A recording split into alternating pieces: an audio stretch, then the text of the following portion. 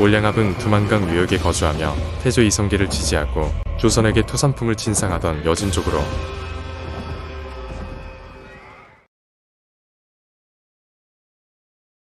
태종 제2기인 1410년 2월 여진에 대한 조선의 경제제재에 불만을 품고 경은부를 공격하면서 조선과 반목하게 된다.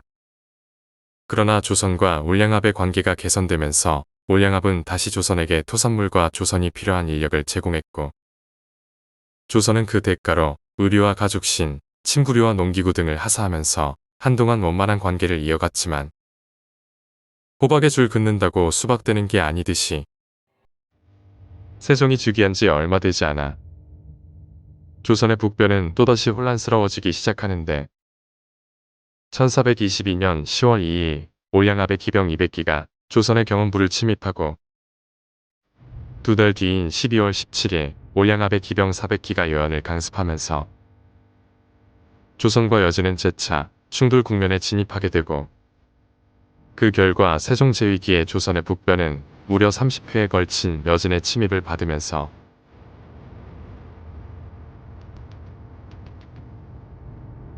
역설적으로 세종은 조선의 전쟁사에 있어서 가장 전투적이자 호전적인 군주가 될 수밖에 없는 운명의 길을 걸어가게 된다. 여연은 조선의 북변에서 외부로 돌출된 지역에 위치한 탓에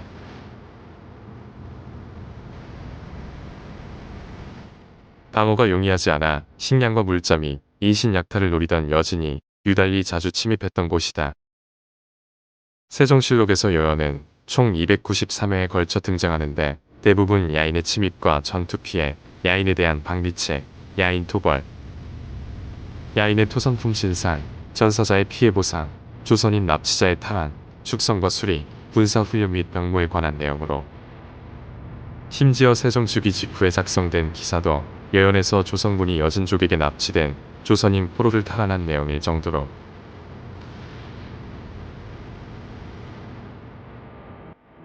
여연은 여진의 위협에 맞서 조선이 힘겹게 방어하던 거칠고 험난한 조선의 북단이었다. 더군다나 1424년 영락제의 지시에 따라 이만주의 건주의 일천호가 파저강 일대로 이주하고 이들이 쌀, 장, 소금 등 양식을 구하고 인신을 약탈하기 위해 조선의 북변을 더욱 빈번하게 침입하면서 당시 여연은 올량압에게 있어 마치 오늘날의 편의점과 현금인출기 같은 당시 여연을 비롯한 조선 북변의 여러 고을들이 올량압에게 크게 시달리게 되면서 조선에게 있어 이만주의 건주인은 꼭 제거해야 하는 손톱 밑에 가시 같은 존재가 되고 만다. 사실 조선은 올량압을 토벌하고 싶었으나 이만주는 명나라가 임명한 건주위의 수장이고 올량압이 건주위 소속이었던 터라 올량압을 토벌할 경우 이로 인해 조선과 명나라 사이에서 외교 분쟁이 촉발할 수도 있었기에 세종은 일단 북변의 방어를 강화하고 올량압의 동태를 파악할 수 있는 간자들을 잠입시키도록 지시한 뒤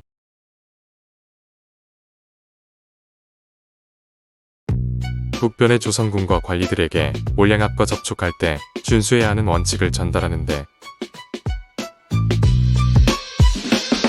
조선 북변의 무관들과 관리들은 올량압과 접촉할 때 이 원칙을 준수하라.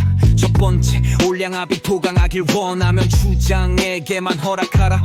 두 번째, 양식을 청하면 곡식을 보관하는 창고가 없다며 거절한 뒤 군량에서 조금 떼어 돌아가는 길에 보태주도록 하라. 세 번째, 매매나 거래를 원하거든 이곳은 방어시설이므로 물자가 없다며 거절하라.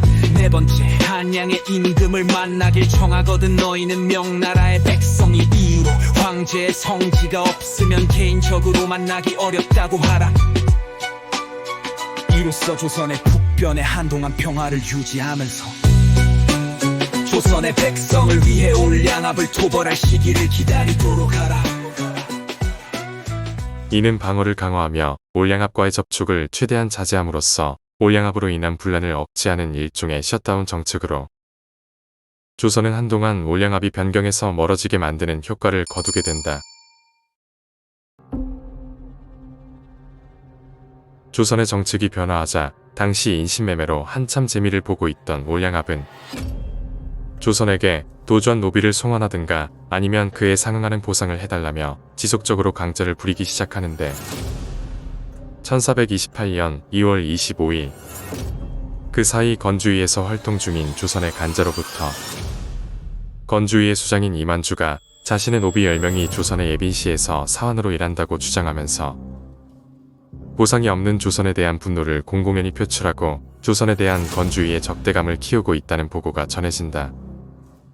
설상가상으로 세종 제2기의 오무에 거주하던 오도리 여진의 수장인 먼토무의 무리마저 1410년 태종과의 불화를 피해 건주위의 본거지인 봉주로 이전할 때 조선에게 몰수당한 노비들을 돌려달라고 요청하면서 노비 문제를 두고 벌어지는 조선과 여진 사이의 갈등은 나날이 격화되어 가는데 1431년 10월 14일 올량합과 형진 울적합이 조선으로 도주한 노비들과 빼앗긴 우마를 되찾겠다며 동북면을 공격하여 조선군과 접전을 벌이는 사태가 발생하면서 함길도 도절제사 하경복이 조정에게 함길도의 병력과 전력을 증강시켜 추후 여진의 공격에 대비해야 한다는 급보를 전달한다.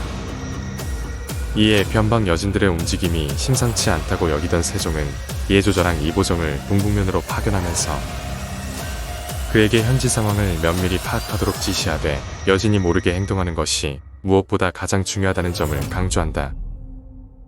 1432년 1월 4일 이 와중에 세종은 압록강 건너 심리 지점까지 조선의 백성이 조선군의 호의를 받으며 경작할 수 있도록 허용하는데 조선의 강경한 조치에 자극을 받은 여진은 결국 경작하는 조선인을 해코지하거나 납치하는 사달을 벌이게 된다.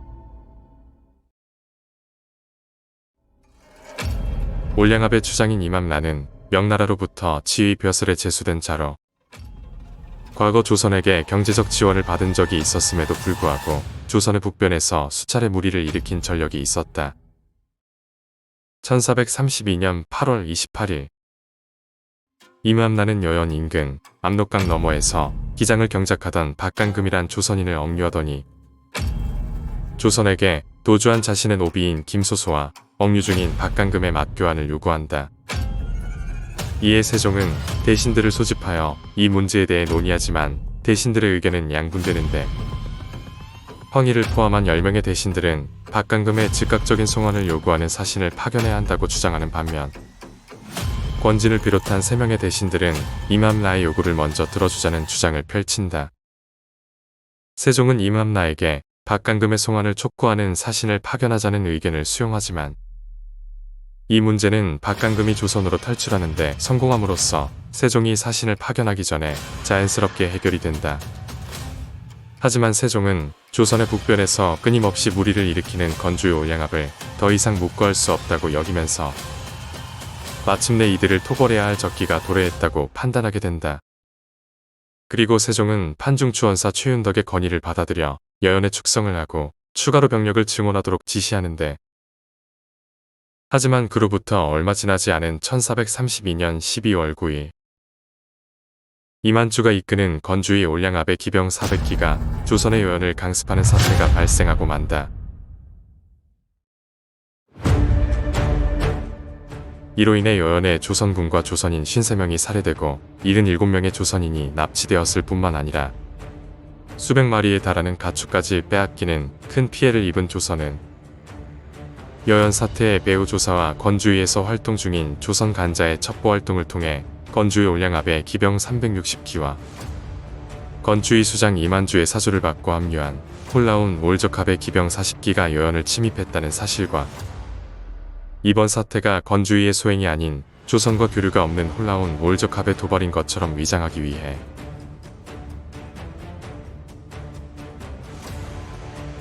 건주의 올량합이 먹물을 이용해 스스로 얼굴에 홀라운 올적합이 문신을 그려넣으며 조선을 기만했다는 사실을 밝혀낸다. 이만주의 건주의 올량합이 조선의 여연을 침입했다는 소식과 배후 조사를 통해 드러난 결과를 접한 세종은 극대노하면서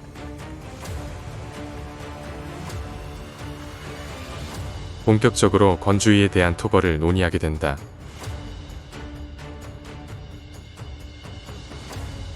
압록강부터 연산강까지 180리에 달하는 지역을 조선의 영향력하에 있는 조선과 명나라 사이의 완충지대이자 국경지대라 여긴 세종은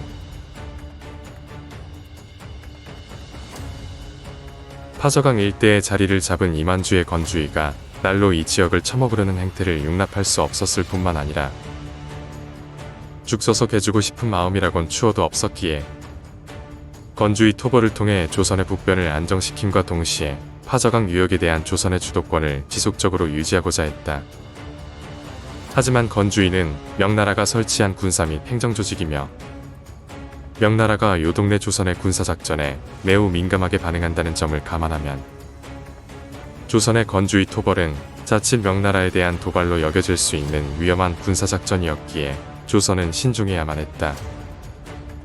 일단 세종은 건주의 수장 이만주에게 국서를 보내 여연 사태에 대한 책임을 묻고 조선인과 가축의 즉각적인 송환을 명령한 뒤 1433년 1월 13일 세종은 삼정승인, 황희, 맹사성, 권징과 이조 및 호조판서인 허조와 안순을 호출하여 여연 사태에 관해 집중적으로 논의하고 건주의에 대한 보복을 진행하기에 앞서 서둘러 몇 가지 조치부터 취하는데 조선 조정은 여연 사태로 피해를 입은 백성들과 조선군 전사자 가족들을 위한 조치를 취하도록 한다.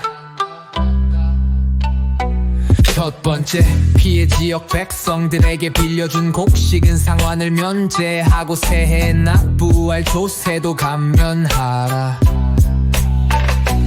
두 번째, 피해 지역의 백성들에게 향후 3년간 조세와 부역을 면제하라. 세 번째, 부모를 잃은 아이들은 관청에서 옷과 음식을 제공하고 나중에 친족에게 양육을 위임하라.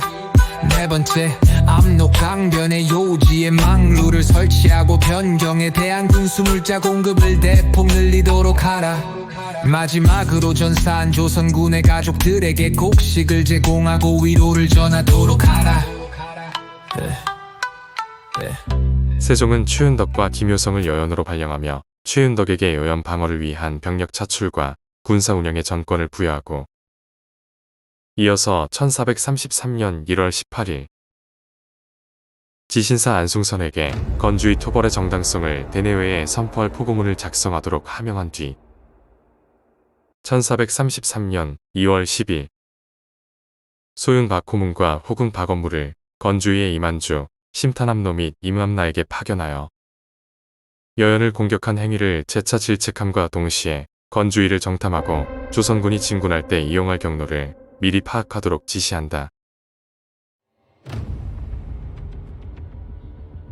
세종이 건주의 토벌을 추진하면서 처음 직면하게 된 어려움은 명나라가 아니라 바로 내부의 반대였다. 세종 제위기의 조선은 문치를 숭상하는 문화가 심화되고 외교 정책에 그쳤어야 할 명나라에 대한 사대주의가 점차 모화 사상이란 국가윤리로 둔갑하기 시작하던 시기라 조정 대신들은 여진과의 잦은 충돌이 국익에 부합하지 않다는 이유로 이들에 대한 군사 정책에 소극적이자 현상 유지에 만족하는 성향을 지니고 있었으며 또한 여진과의 충돌로 인해 명나라와 외교적으로 갈등을 초래할 만한 움직임을 자제하려는 정책적 기조를 유지하고 있던 터라 건주의 토벌한 건을 결정짓는 정무회의에 참석한 대신 21명 중에서 우의정 권징과 이조판서 허조를 포함한 10명이 파저강의 지형이 험악한 탓에 주변에 널리 산재해 있는 여진족을 효과적으로 공략하기 어려울 뿐만 아니라 섣불리 조선의 군사를 움직이면 동북면의 먼터물을 자극하여 이들로부터 반격을 받을 수 있다는 명분을 내세우며 건주의 토벌안에 강력하게 반대하지만 11명의 대신들이 건주의 토벌에 찬성하면서 천시만고 끝에 건주의 토벌안이 가결되고 조선은 계속해서 세종의 주도하에 신중하고 신속하게 건주의 토벌을 준비할 수 있게 된다.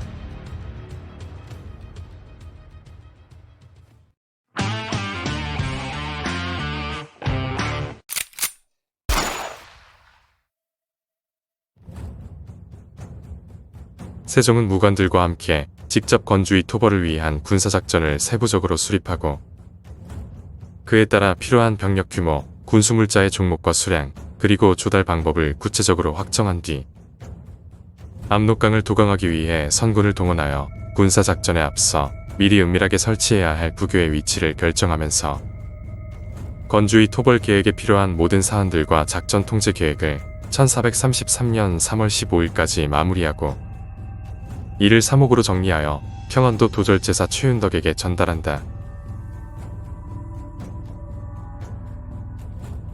그리고 세종은 1433년 4월 2일 건주의 토벌에 앞서 명나라로 파견하는 사신을 통해 지난 10년간 건주의가 조선의 북변에서 저지른 모든 적대 행위를 고발하는 표문을 제출한다. 조선이 요동 지역에서 군사작전을 진행하려면 먼저 명나라에게 이를 전달하고 허가를 받아야 하지만 세종은 건주의의 악행은 고발하되 건주의 토벌은 조선의 내정이라며 표문에서 이를 누락하고 명나라에 알리지 않는다. 그리고 세종은 조선 원정군의 총지휘관인 평안도 도절제사 최윤덕에게 밀명을 내리는데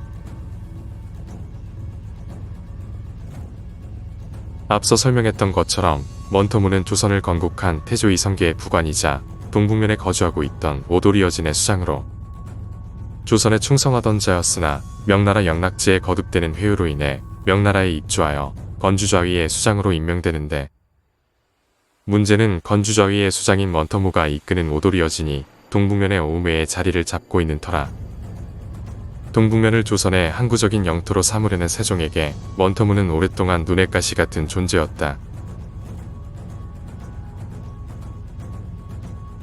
한편 먼토무는 명나라 선덕제로부터 우도독이라는 정일품 고위직을 제수받기 위해 북경을 방문하는데 하필 먼토무가 정일품 우도독에 임명된 뒤 북경에서 오음회로 귀환하는 시점과 조선이 건주의를 토벌하기 위해 원정군을 파병하는 시점이 겹칠 뿐만 아니라 먼토무가 북경에서 오음회로 귀환하는 경로가 건주의가 위치한 지역을 근접해 가는 터라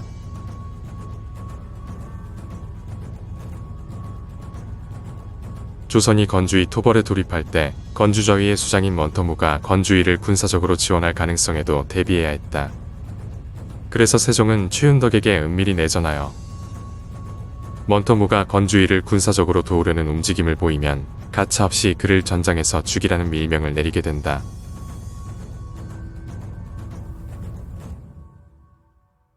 당시 내전은 기밀사항에 관한 왕명이 기록된 문서로 승정원을 통해 해당자에게만 은밀하게 전달되는 밀서인데 세종이 최윤덕에게 은밀하게 전달한 내전에 담긴 밀명의 내용까지 기어이 파악하여 이를 실록에 기록한 사관들의 직업정신이 놀랍기만 한데 그러면 이게 기밀이냐? 사견이지만 세종은 최윤덕에게 전달한 내전의 내용이 사관에 의해 실록에 기록되었다는 사실을 몰랐을 가능성이 높다.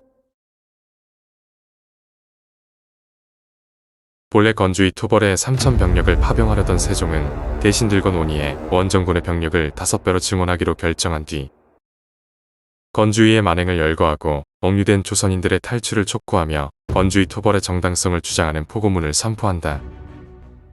그리고 1433년 4월 10일 조선 원정군의 총사령관인 최윤덕은 평안도의 기병과 보병 1만, 황해도의 기병 5천을 차출하여 강계부에 집결시키고 총 1만 5천 병력의 원정군을 7개의 제대로 재편한 뒤 1433년 4월 11일부터 4월 19일까지 파저강의 건주의를 향해 전방위에서 동시다발적인 공격을 가하는데 중군절제사 이순몽의 조선군 2515명은 이만주가 있는 건주의의 본진인 채성을, 조전절제사 이징석의 조선군 3010명은 올자 지역의 맹공을 퍼붓고 좌군절제사 최산의 조선군 2070명은 차 지역을, 상호군 홍사석의 조선군 1110명은 팔리수 지역을, 우군절제사 이각의 조선군 1770명은 마천 지역을 타격한다. 조전절제사 김효성의 조선군 1888명은 임암나 부모의 체리를, 평안도 도절제사 최윤덕의 조선군 2599명은 임암나의 체리를 공격하여 완전히 파괴하는데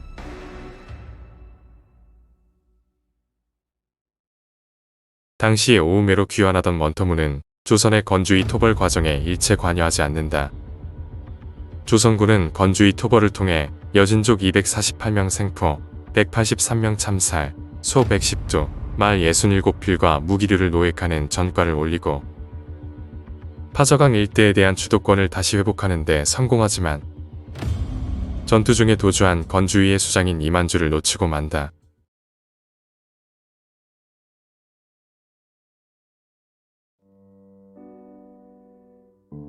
(1433년 4월 25일) 평안감사 이숙치가 조정에 조선군의 승전보를 전하자 1433년 5월 3일 세종은 근정전에서 신료들의 할애를 받으며 전국의 죄수들에 대해 사면령을 내리고 공식적으로 조선의 승리를 선언한다. 그리고 1433년 5월 26일 도주 중이던 건주위의 수장 이만주가 조선에게 정식으로 항복을 고하자 세종은 항복한 이만주와 건주위를 용서하고 포로와 가축을 모두 되돌려줬으며 아울러 경복궁에서 승전을 기리는 연회를 베풀어 참전한 장병들의 노고를 치하하면서 마침내 조선의 건주위 정벌은 공식적으로 막을 내리게 된다. 1차 파저강 야인 정벌 직후인 1433년 7월 18일 세종은 조선의 북변 방어를 공고히 하기 위해 군사훈련을 더욱 강화하고 평안도와 함길도의 조선군이 훈련에 사용할 화살에 대한 지원을 확대하며 해마다 각기 3만 개의 화살을 제공하도록 조치한다. 그리고 1433년 8월 16일 세종은 묘연에 주둔 병력을 추가로 증원시킨다.